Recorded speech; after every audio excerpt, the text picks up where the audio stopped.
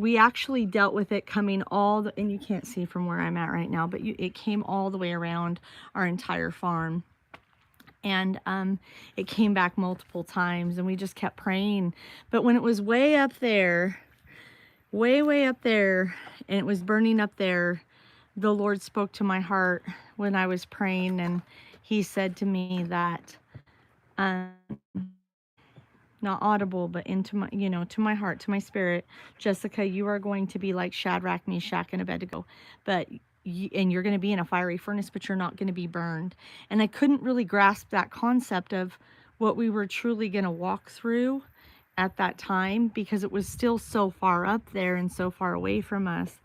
But that night when those flames came barreling over that hill, none of that out there had been burned yet. And once it came up over that hill, before it even came up over the hill, we had gotten our evacuation notice that we needed to get out and we needed to go now.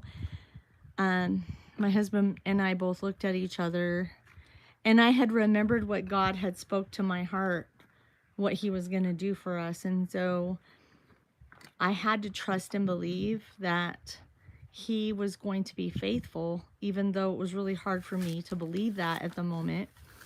I had no idea what we were going to witness and what we were going to see. So it's really hard to see from where we're at right now, but there are, I'm going to flip this back around. There are trees right along there, right down there, and that's just below our hill. And it's about an acre away. The map says it's about 1,000 feet from us, so if you can just picture that. So embers are flying through the air.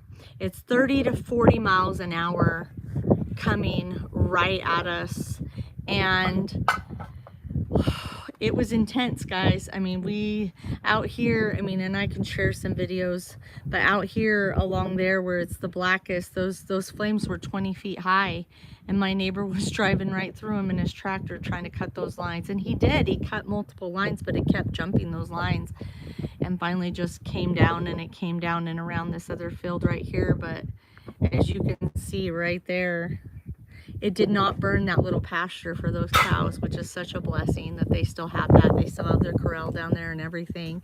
Didn't burn that house. Came right up to that house. Didn't burn that house.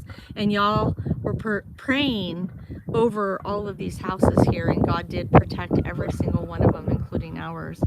So it was coming, when it came up over this hill, it hit those trees, and it burned intensely for hours on that tree line, and they were popping and cracking. 30 to 40 mile an hour winds were pushing all those embers right in our direction, but not one of those embers, not one ember crossed over onto the other side of the road, which is where we're at. And if it would have hit that hill, you know, it's nothing but a tinderbox, you know, it would have gone up. So I just wanted to share what God did, and that he was faithful to he was faithful to his word and what he said he would do, that he would allow us to be in a fiery furnace, but that he would not let us be burned, and he didn't let my neighbors be burned either, you know. And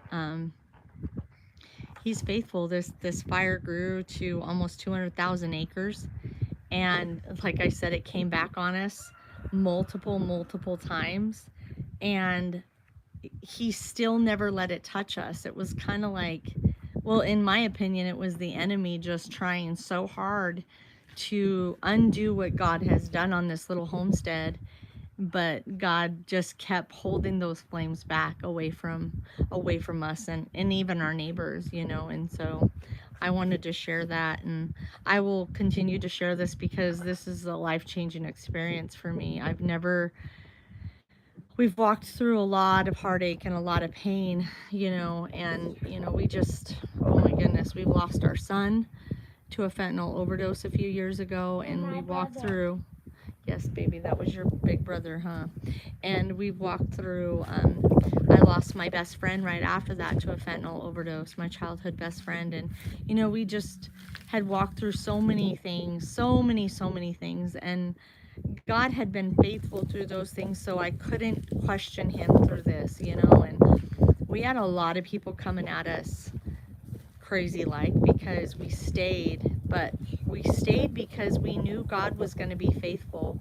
You know, it didn't look like it, and honestly, to everybody that was here, everybody said it was a true miracle, and it really was. I mean, there's no other explanation for why they were able to keep those flames on the other side of the road with those winds. I mean, we saw fire tornadoes going up in those trees, you know, and it just, whew, it was so intense, the cracking and popping of the trees and everything, but God just held his hand up, and with his power, he held back those flames, even though it was meant for destruction. And whatever the enemy means for destruction, God means for good, and he did it. And I know that he's going to continue to do it. And even if he would have taken our home, he still would have been faithful, and he still would have blessed us abundantly. So anyways, I just wanted to share that with y'all.